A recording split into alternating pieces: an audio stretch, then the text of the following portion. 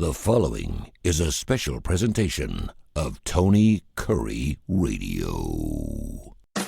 Bite, a show specific to feeding America and even more so, Heart of Alabama Food Bank. He's the CEO. If you had just listened to a brand new episode there of Mission Minor, which is one of our favorite shows we love doing. We've been doing it for years. We're glad you're here for Bite. And you have something brand new. And I've heard you talk about this on the show in the past called a mobile market. What exactly is that, and how are you utilizing that to get the most out of it? Yeah, just to give our audience a little context, traditionally you have big box trucks and then you have like your 18-wheeler tractor trailers when you're moving food. But those just don't provide you as much flexibility to be able to go into some of these communities. So a year and a half ago, we ordered this thing. It was supposed to be in 6 months afterwards. And it was a whole... You want to talk about just a clown show. One company folded in the process. It was just a mess. But a couple of weeks ago, we finally got it in. And so what I want the audience to picture is it's about a 16-foot trailer. It is has a very nice generator on back. It can also be plugged into certain outlets into our building, like a regular trailer, like to refrigerate. It's all for refrigeration. But if you were to, as it's going down the road, the doors on both sides and in the back obviously are all closed. But if you were to pull up into a parking lot, you would go to the side and lift up two awnings. Under each awning are three doors. So it's a total of 6 doors, and it's the equal on both sides. Mm-hmm. And they're the same kind of glass doors that you would go into a gas station and where your bottle of Coke and canned Coke is just, little narrow glass doors. And you open them up and there's about 3 or 4 rows of trays. Like the idea is you're going to put produce in these. Okay. You technically could put anything in it. But the goal is because we are one of the food banks that are so blessed with produce, and there's some out in the Midwest that are like produce starved. They can't get near what we are able to get our hands on.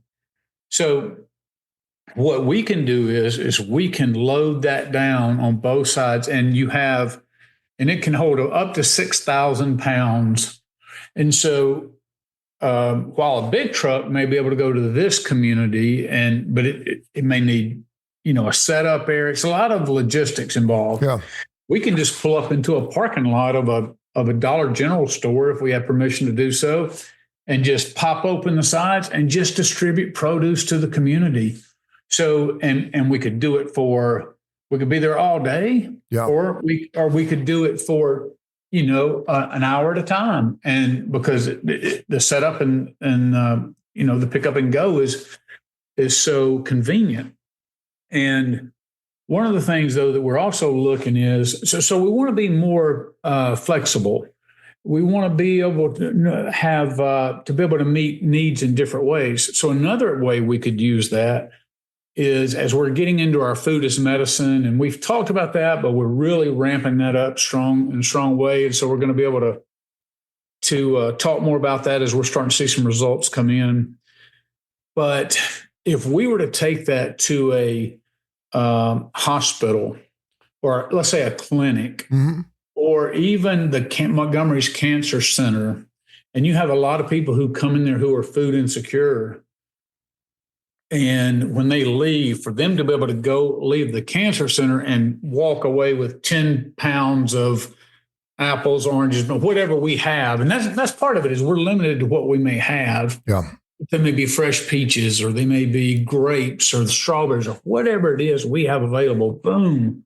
They just walk by and pick it up. And now they're going to go home and get access to that if they don't have, they may not have the food available. They may not have the money to get those kind of things.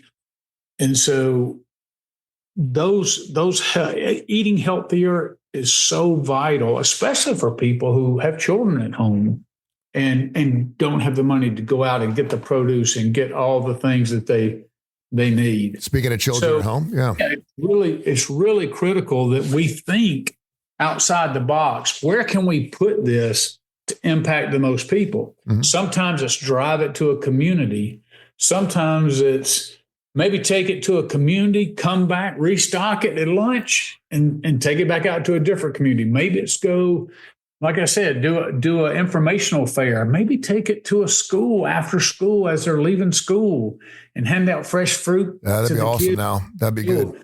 Yeah, so we got to constantly think outside the box, but allow, us getting more nimble in our approach, thinking outside the box, getting more creative, just meeting needs in ways that we never have before. It's really going to be, I think, a positive step towards not just giving people food, but really addressing the problems of food insecurity. The lack of food, the food scarcity, the trauma that comes from that's all wrapped up into poverty as a whole.